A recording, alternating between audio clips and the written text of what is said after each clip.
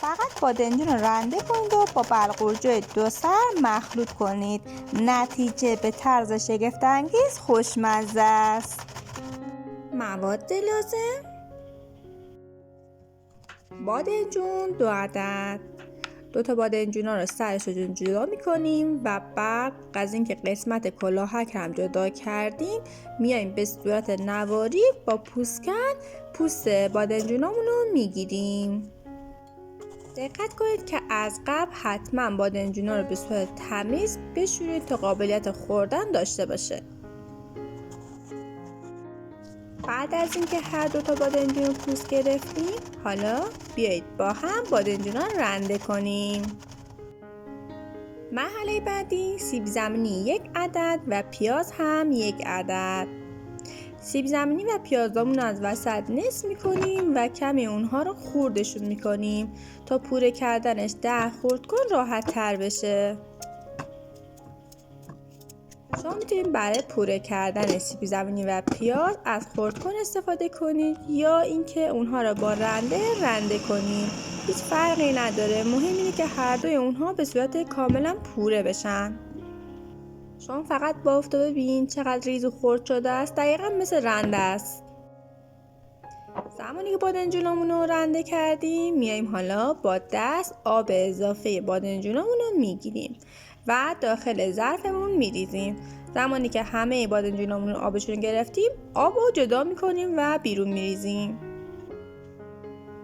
سیب زمینی و پیاز پوره شدهمون هم آب اضافه شو میگیریم و بعد به بادمجونامون اضافه شون میکنیم.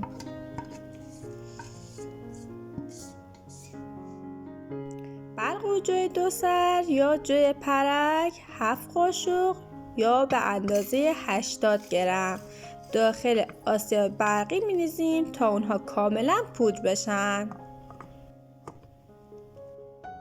واقعا آسیاب برقی برای اینجور موارد بسیار عالیه که میتونیم به راحت اونها رو پودرشون کنیم. بلغورجوی پودر شدهمون رو به موادمون اضافه میکنیم. تخم مرغ 1 عدد. تخم مرغمون هم به موادمون اضافه میکنیم. به اندازه نصف قاشق چایخوری نمک، نصف قاشق چایخوری فلفل قرمز و فلفل سیاه نصف قاشق چایخوری و در آخر آویشن خشک نصف قاشق چایخوری به همه موادمون اضافه میکنیم و حالا همه موادمون رو با هم مخلوط میکنیم تا کاملا یک دست بشه. داخل تابمون مقدار روغن میریزیم و بعد کف دست هامون رو با آب مرطوب میکنیم و به اندازه 1 قاشق از موادمون برمیداریم و به شکل دلخواه درشون میاریم.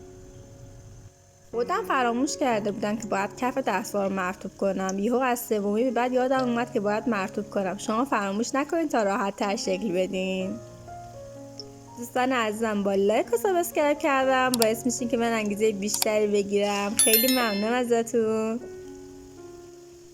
زمانی که یک طرفش پخت حالا اجازه میدیم که سمت دوم هم به راحتی پخته بشه.